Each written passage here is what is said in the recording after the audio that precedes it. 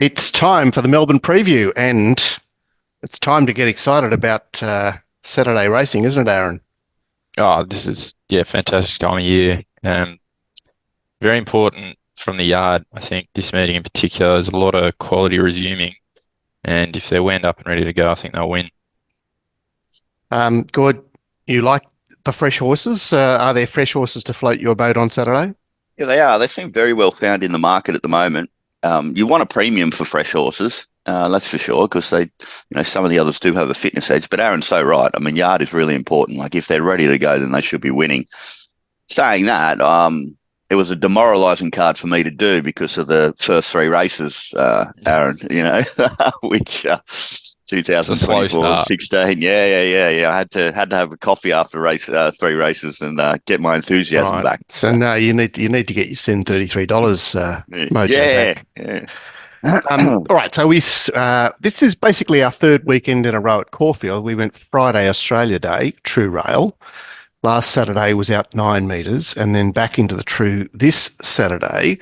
It was a bit nasty last week, but the weather's benign. They're chucking a lot of irrigation on the track. The Saturday itself looks a nice sort of day with relatively light winds. So what are you expecting, Aaron?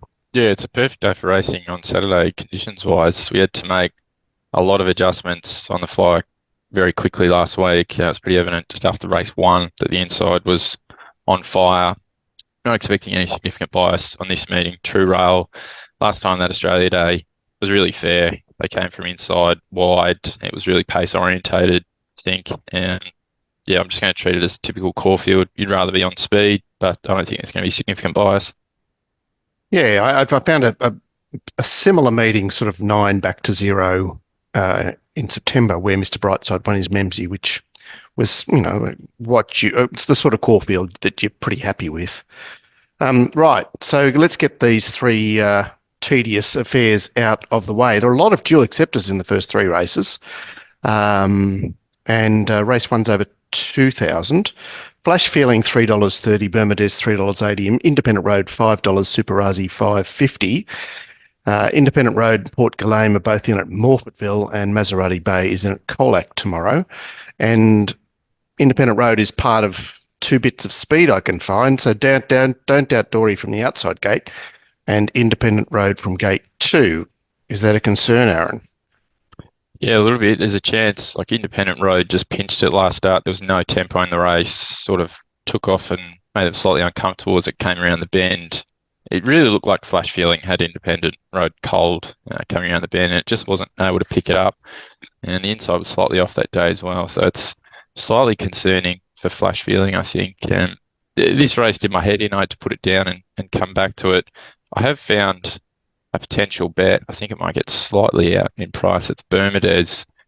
I just found a couple of crosses with a few of them, and I had some small ticks with this one. If there's a slow tempo, it proved last start that was a complete crawl, and it was still able to sprint, pick them up, and that last 100 in particular was really good. And they're all sort of tied in through Bermudez, and it's got the upper hand on them on a couple of occasions. And the other thing to look at is obviously the 2,000 metre stats with this horse, 3 starts. I don't think it's run a place, but it was part of that prep where it just didn't come up. You just pen it and forget it. Those stats exist. So, yeah, it's up and running. I sort of didn't want to have to find it again after last start. It sort of looked like job done and could move on from that horse. But there's nothing in this. There's nothing in this race. And if it happens to be a crawl, I think it's one that still has a turn of foot. It is a concern though, like a speed, like Independent Road might get away with something here. Yeah, well, Gordon and myself have both got less hair after Bermudez's effort last time. Gord, have you got a take on this one? Well, sort of ditto there, and that is, I thought, that's it. Okay, Bermudez, we've got our money here, but it's obviously not as good as we thought it was because with the run it got, I expected to win more convincingly last start. So that's a scary proposition when you kick one out of the black book and then it finds this race of numbers where they're all linked together. My angle here is I'm hoping there's a little bit of softness about number 1 Bermudez, and that's because of the weight turnaround. Flash Feeling, I can see the weights and measures guys finding it strongly because of the weight turnaround. And my thing about Bermudez is if it got to anywhere near what I thought it was capable of doing, it'd be a fantastic bet in this race. The problem with that is the run last start, there was no evidence to suggest it was as good a horse as I thought it was. But, it still got the job done. There could be some softness due to the weight turnaround. So, look, if I was going to play, which I probably won't, it'd be maybe Bermudez late if it blew. Because if it blows, guys, you know why it is. And you can decide whether you're going to pay attention to that because it'll be because of the weight swing and the small margins last start. Race 2, 2400, you beauty. But a confusing picture at this stage because Piercing Sky, Long Arm and Galileus are all acceptors for Morfettville Race 2. Long Arm, no rider, so you'd expect it to go there. And then Declan Bates has been put on both Galileus and Piercing Sky. So obviously one of them's going there and the other one's going here. And then the leader, Winds of March, is in at Pakenham today, but Daniel Moore has been put on Saturday, so it's candidate for a 2-day backup, as far as I can see. Anyway, the speed is Winds of March, but Chevalier de Fau has got the blinkers back on, so I'd expect it to show up. Other bits of speed, Piercing Sky, Galileus and Divine Purpose. So what are you saying about the config and the form here, Aaron? Well, you'd spot on there the speed in the race, but which ones are going to rock up? It's one that we're going to have to adjust and redo on Saturday. Yeah, another race that sort of did my head in, but another one where I have found a bet. I think number 7, Oceanic Flash, barrier trial first up, second up over the mile, sort of something similar. It missed the start, was held up the whole way. You forget it went around there. Then it went up from a mile to the 2500. It was enormous. It was, third up going up 1,000 metres in trip. He took off a long way out, probably about the 900. He was wide. Looked like he had the race cold most of the straight. Then just peaked on its run and one last kiss went past it very late. There was gaps in the field. I've got some chinks. Galileus, I think it needs tempo right on for it to be a factor. And Divine Purpose, like it's bit of a gourd, throwing good money at bad potentially with this one. I do think 2400 might suit, but sort of had enough of that horse. Yeah. Okay. Galileus, Gord. What do we do with him? He went around 220 a couple of weeks ago, and here he is up against mostly the same field. Yeah. Well, what do we do? I mean, it's up to you guys out there and Mark, you and you, Aaron, and that is, I just need to see more. If you want to just go off SPs, I can understand you finding it, and it still is early preparation. So I sort of get how you could make a narrative to suggest it is a bet. Not for me. This is boring telly, Aaron, because I thought in the first 2 races, even though I pretty much have no interest in betting, I thought I'd found a couple that we were going to disagree with, which makes good telly. But I found the same one, which is Oceanic Flash. Look, in a really low confidence race yet again, but I'm just with you. The 4 weeks off 16 to 25. Wow, this is, and then 3 weeks now into this just looks perfect setup for me. Look, we're a really exposed horse. We know it well, Mark, because it, it was with Ryan and Alexio and stuff like that. But look, that's the run. You can argue like the first 2 runs were just sort of like glorified barrier trials. They finally get out to its proper distance. It's a cracking run, but they get it out to its proper distance with not the right setup for it to perform to its best. While on this occasion, it does have the right setup to perform to its best. So, look, really open race.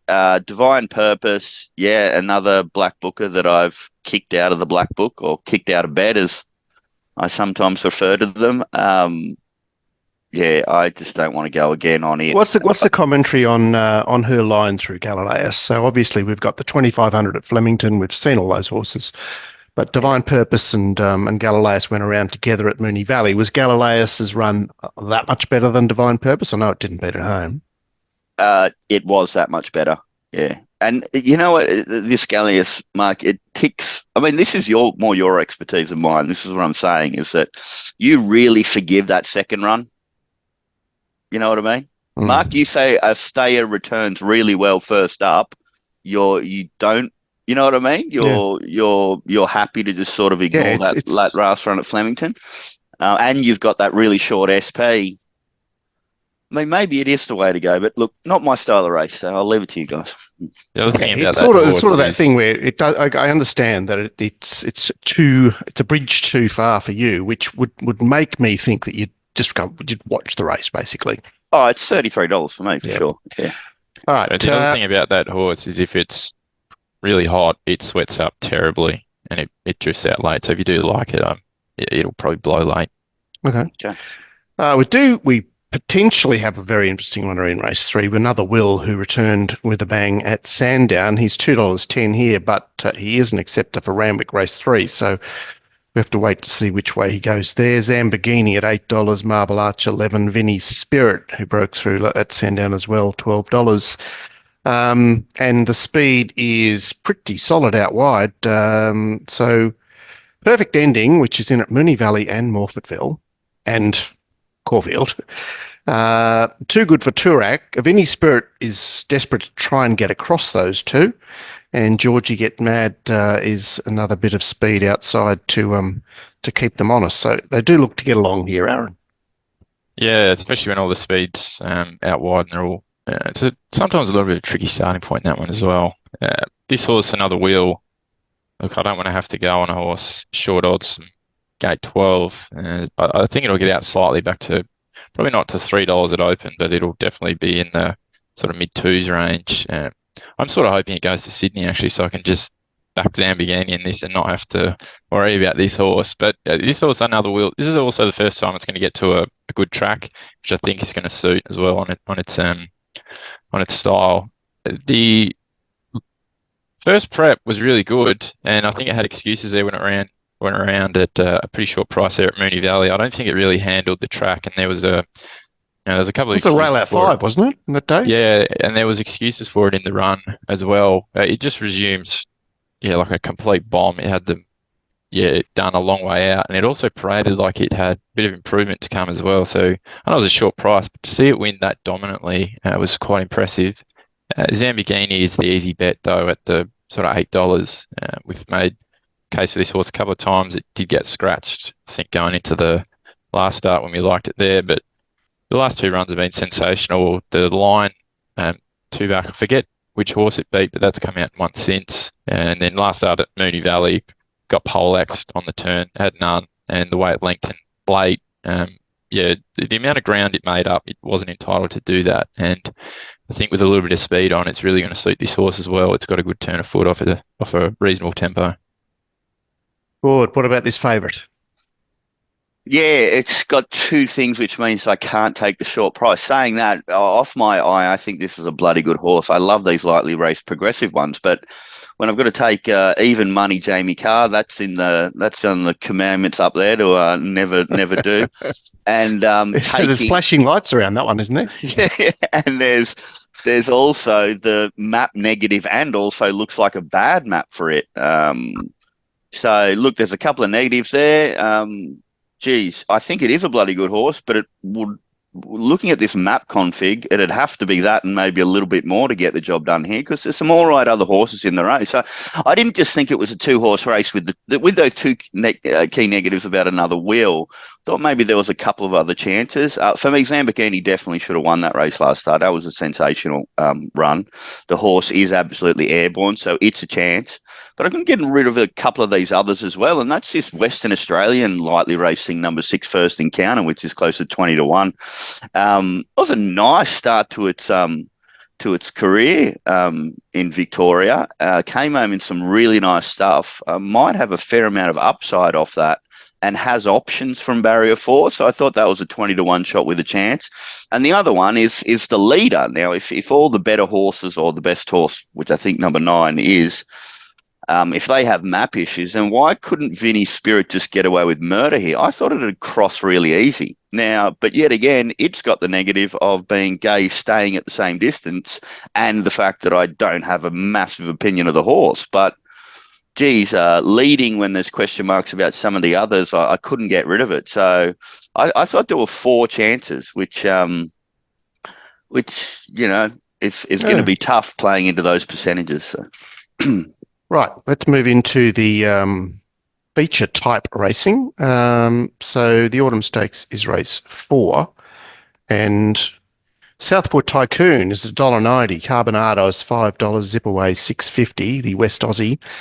Hey Fat Cat, which has been very fat since being gelded, as in winning well since being gelded, is 10, Flying Trapeze 11.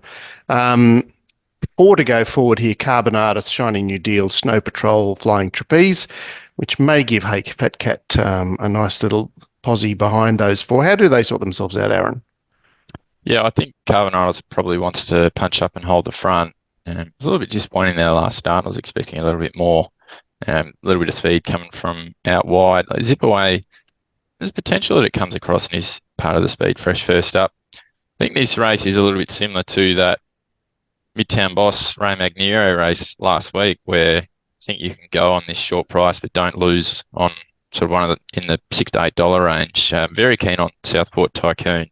I thought the run first up was probably the run of the race. I thought it and Recommendation were actually better runs than V8. It missed a start.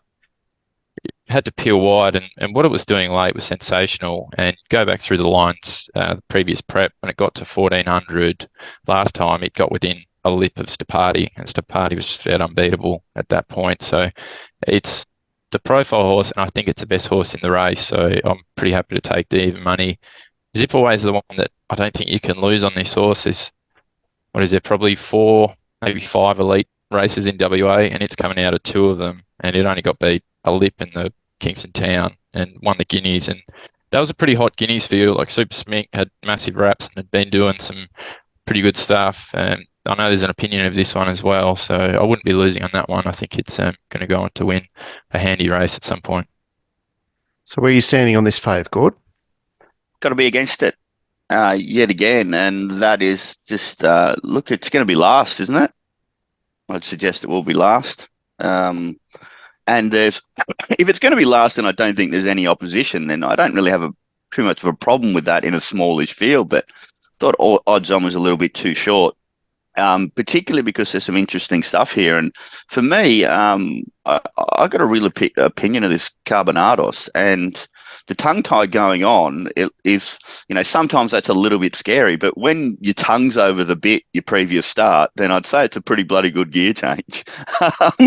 So, look, I'm going to go off that really nice win first up and say this horse could be a little bit soft in the market, and I'm going to get a price about this one when I know where it's going to map, and that is it's going to lead. So let's forget about what it did last start and say off its first up run and what it did overseas, a horse that might have a lot of ability, and on at least with this one I get a beautiful map. And the other one is the same one, the second selection of Aaron's there, Zip Away, which I mean this is a 3-year-old race, this. And none of these have run against horses like hard and bloody wait for age horses like Zaki. And this horse did a bloody good job against it. So it might be the real deal, this horse. So yeah, I thought I'd be happy to play around with 1 or 2. I admit, it came home absolutely beautiful, Southport Tycoon, but there's some question marks there for having to take red odds. So yeah, I mean, one of those 3 probably wins. Well, I mean, so the market's saying the same thing, but I just thought it was easy to back 1 and 2. Well, I want you to sort this next one out. Which what is this a lead up for, the Carline Cup? It's put together a strange field. Foxy Cleopatra off a break $3.30, Yonce $3.30, Young Werther off a break $4.40, Unusual Culture $6. The other 3 out of the market, and some sort of barrier trial pace. So I've got Unusual Culture. So Mara's got 2 of the main chances there. Unusual Culture poking forward and Paperboy sitting second. What happens here, Aaron? Yeah, very tricky map to do. There's not a lot of speed in this one. Uh, Young Werder, depends how much. Look, this is one of those ones where it's clearly the best horse in the race, and how wound up it is if I go on it or not. I thought the jump out was really good, and it's clearly the class runner. It was doing exceptional things there last prep. It's coming out of much stronger things than anything he's sort of bumped into. It's just how much intent is there on Saturday for this one. I think Foxy Cleopatra is a really interesting one. It's sucked a couple of people in last prep, and it was obviously very disappointing there, that last run at Ballarat, but that was a bottomless track. You just pen it, forget it went round there.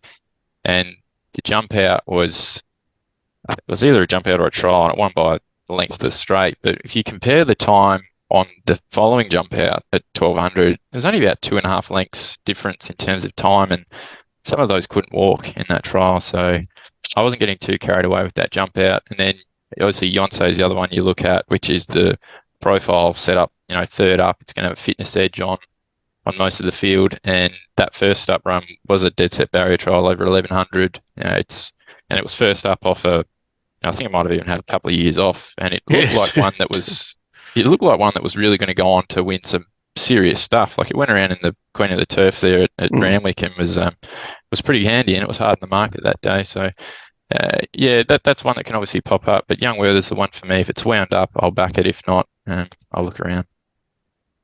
So what about the leader here? It's it seems at the right stage of its preparation with complete control. Yeah, I'm just not sure how much ability it's got.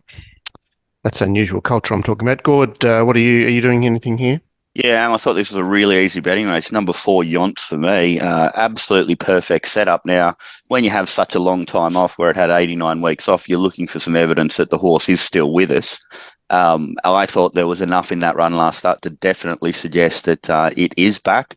And if it is back, I think it's the best horse. I think it's a better horse than Young Werther. I've got a fitness edge on all the other dangers in the race, and I think I've got a lovely map position where I camp just in Goldilocks zone, probably one out, one back or something like that.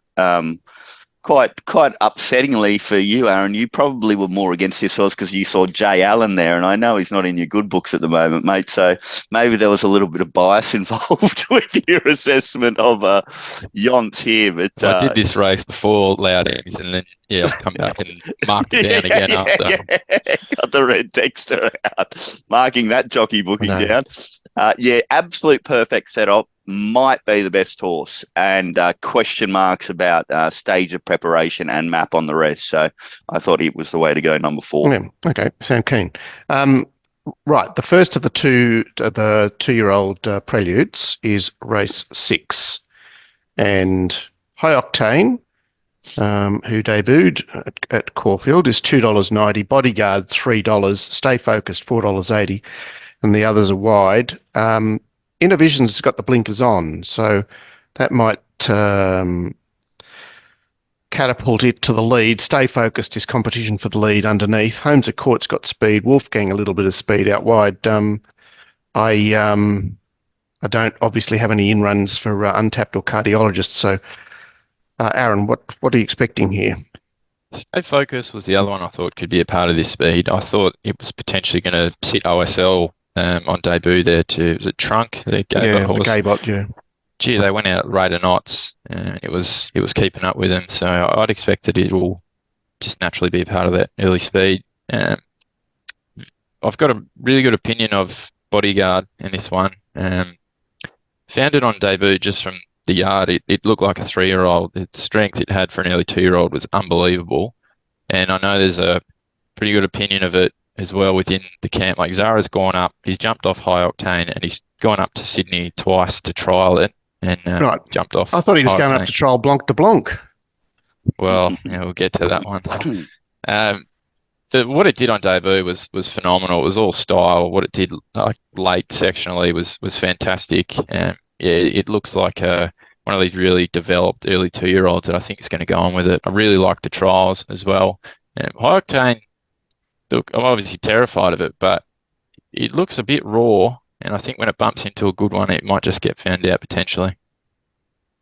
I want to know what they're doing paying $1 million for a deep field. But anyway, but its stablemate Bodyguard cost 1.6 million. Bloody Yeah. Snowdens, they just deal in the big boys roulette. Gord, what do you think of these 2-year-olds?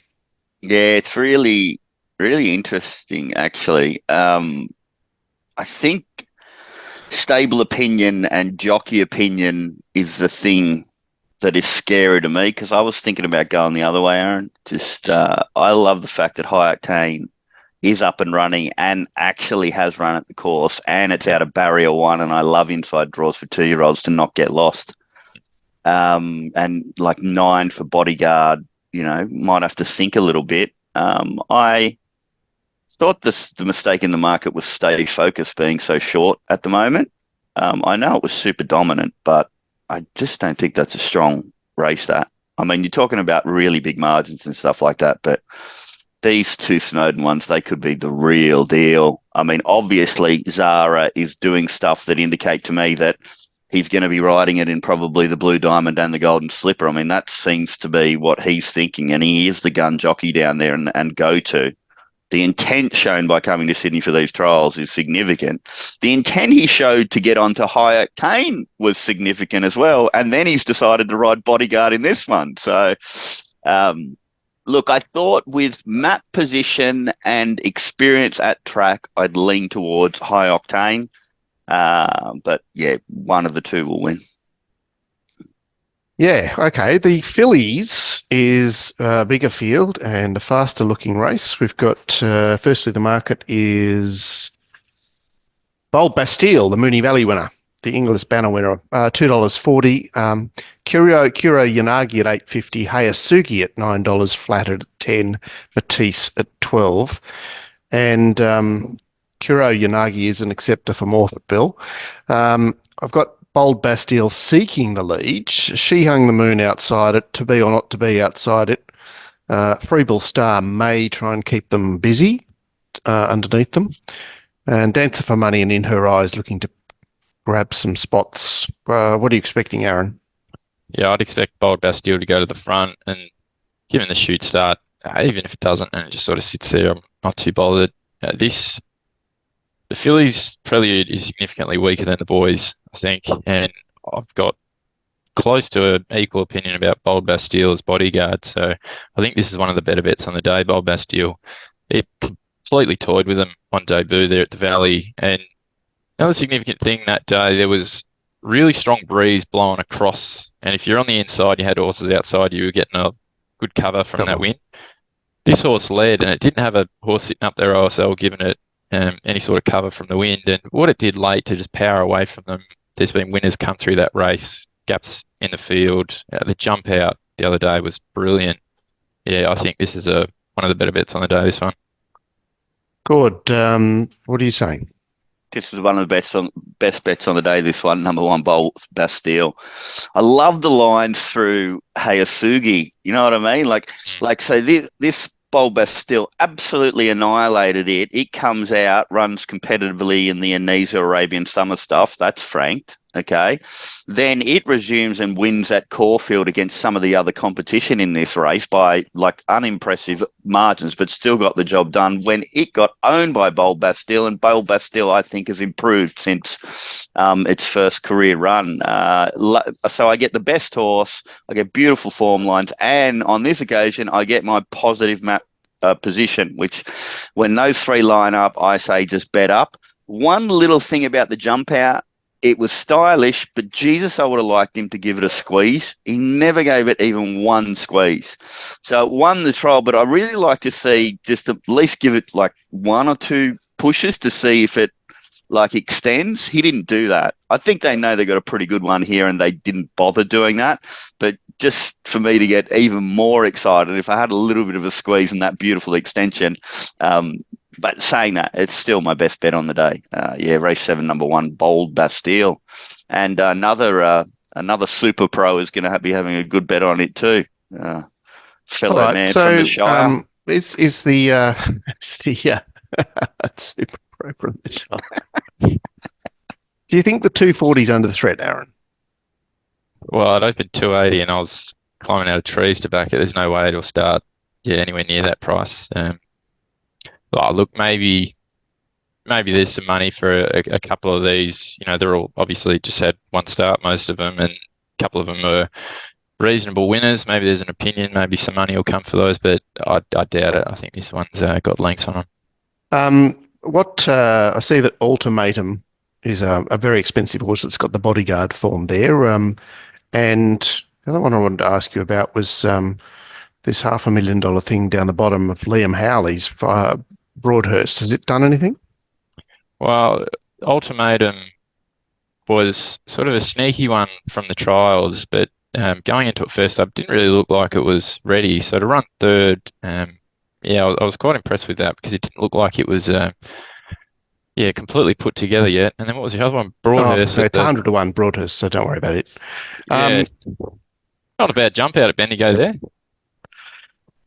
Right. I thought the only interesting one that you can't really put a line on is the DF coming out of Adelaide. Booking of Shin. Caller horse. Yeah, that's Gun stable over there as well. Couldn't have done any more in its trial and its race career start. Saying that, I mean, I don't care. I'm not backing it. I'm only backing number one, but thought it was interesting. All right, here comes another favourite that had a really good jockey on it in Ben Price too there, Mark. He must have lost a few kilos. Rides a lot of winners. Yeah. As for, here we go, the Oakley Plate lead up. As for $2.20, Ray Magnero, $9, Queen of the Ball Fresh, $9, Vivian 10, Hypothetical 11, Zapateo at 12. And Vivian, does she hold out as Fura? I'll get to that. Hypothetical wants a piece of the action. Indian Pacific out wide. I've got Queen of the Ball and Mornington Glory taking a sit. What do you say, Aaron? Well, this is a little bit like Bold Bastille. I don't really care if he finds the front or if he just sits there, sort of bit similar to what it did first up there. I think Midwest was in the race, punched up and led. He just said, "That's fine. I'm just going to control my horse." Yeah, I've had a massive opinion of this horse for a while. I think it'll win a Group 1 at some point. What it did last prep was phenomenal. I mean, that second up run to Imperatriz, I know Imperatriz won by a length and a half, but at the 200, it was getting a little bit dicey. It looked like it might just hold on. That form line's got lengths on anything else that's that they're coming out of. And then, it's a first up bomb. It's a 1100 meter specialist. So you can pen that last run down the straight. There was 1200 when they went out at a frantic tempo. You probably wanted to have 1400 meter creds to be competitive in that race. So I'm getting track, trip, first up, map. Yeah, good track. Yeah, I've got no issues with this jockey either because he just rides at 10 out of 10 every time. And yeah, this was one of the other best bets of the day. Exciting to see its name there, Gord. Are you 4? Yeah, I'm 4. This is one of my other best bets of the day. I get everything I want about this horse because I get map positive, I get best horse in the race, get best form lines, I get loves the track, I get loves the distance, and then just the one little extra thing on the previous race, and that is there wasn't even one slight little question mark about the jump out on this one. This was absolutely insane. The way it was travelling over the turf, the way it extended, kind of hard with that angle to get a really good gauge until late. But you do get the sort of the last 50 through the post, you do get like more of an indication watching it from that angle. Look, I was, last preparation finding ways to sort of disagree with Aaron's opinion of this horse. I was under the impression that the Sydney sprint stuff and the absolute A grade sprint stuff was superior to what this horse's ability was. I'm changing that now after that run at Moonee Valley, particularly against Imperatrix there. Although, Osphora did get a better run than Imperatrix on that occasion. But then the victory at Caulfield was just so dominant over the course and distance. And then I'm in agreement with Aaron. I'm just completely forgiving that Flemington run from a straight race perspective, a 1200 metre perspective, and a pace in race perspective. So if you're going to mark it down from that Flemington run, then which is up to you guys, but I'd be a little bit cautious about doing that. Really keen on number 4, Asfura. The feature, CF4, race 9. He's back, Mr. Brightside, $1.90, V8, $6.50, Pride of Jenny, $7, Pericles, $7.50. And I don't have Pride of Jenny contesting the lead because she doesn't seem to have showed that much pace first up, but maybe there'll be gallons of intent. I don't know. But I've got Buffalo River and Pericles sharing the lead with V8 and Pride of Jenny in behind them. Mr. Brightside settles fifth by the looks of it. Yeah, I think that's pretty spot on. I expect Buffalo River to lead, especially given that it's had a run and it's coming out of gate one and it shows a stack of speed, and that's its go, rolling along. Similar to Pride of Jenny, when it's up and running, that's its go. I don't have a real firm opinion on this race. It's another one that's sort of done my head in a little bit. Mr. Brightside, probably more the jump outs more than anything has sort of graded me up a little bit. Like, they were good, but they weren't, when it resumed first up last time in the yard, it's never looked like that. It's never really been a real early prep horse. It's got better as it's gone on with runs under the belt, but it just rocked up super fit, like it was ready to go. If it rocks up the same way it did first up last prep, it'll just win. But based on the jump outs, I've got slight reservations on it. You've never been in his fan club, or you haven't been in his fan club since we've been doing this show. Well, after the first two runs I didn't, and then I jumped in firm that third run. Yeah, I was like, all right, I've got to stop knocking this horse and just dive in. I thought Pride of Jenny actually jumped out better than it. Obviously, yeah, you've got that first up sort of semi-lack of intent, but that, I think it was second up. Was that against Amelia's Jewel? It went out sort of a bullet a gate. Was that race? Yeah. So that's a horse I'm really interested to see from the yard, how it comes back. V8's obviously the other one that's got, it's going to have slight fitness edge on them, but as I mentioned before in the Southport Tycoon race, I thought it was the third best run in the race, and that was even money in a pretty weak race, whereas this is $6 against Mr. Brightside. So no real firm opinion, but I can see myself getting involved from yard late. Good. What are we doing with this favourite?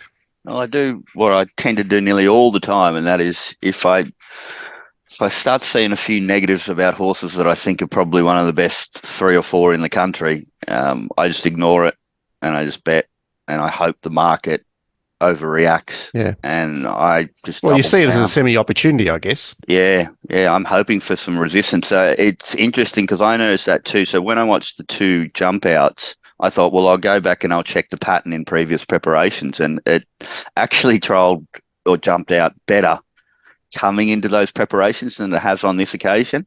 And I mean, most of those, I think they just had the 1 rather than it's had the 2 on this occasion. Yeah. So there's a couple of question marks there, because like, why would you change the pattern when it's run really well first up its last couple of preparations?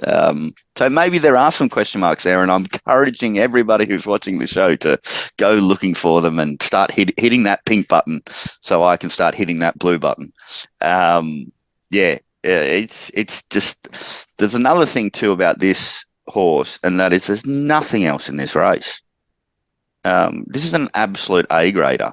I'm still not 100% convinced about Pride of Jenny. I know it had the wood over Mr. Brightside at the end of last preparation and got the previous run, but it's still a super exposed horse that I just think found a little bit of peak form rather than it being a natural absolute A+ grader like Mr. Brightside.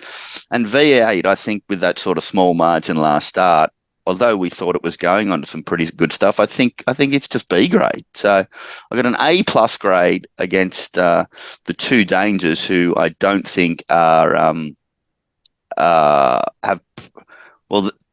they're exposed, I think, to show that they're not A+ grade. And Pericles, the fresh blue colours, is definitely not an A grade blue colours, although blue fresh. He's coming off the Golden Eagle, which has looks got a lot. Reads all right anyway. Well, it's got a lot of prize money, but I don't think that's a super strong race, that one.